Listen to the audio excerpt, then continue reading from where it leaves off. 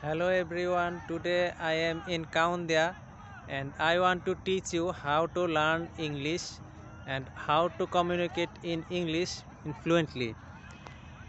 So first of all, you have to listen English more and more. You have to watch movie, read English newspaper and read English article and many more.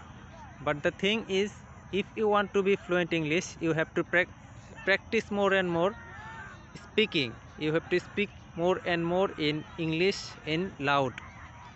So when it goes to speaking, you have to speak in confident in front of people. So if you want to communicate with other, the thing is, when you are communicate with other, you are stucking here and there and you cannot get proper communication, or you cannot communicate with other people fluently.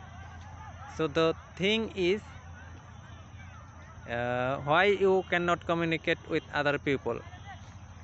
So the problem is, you cannot think in English because your native language is Bangla.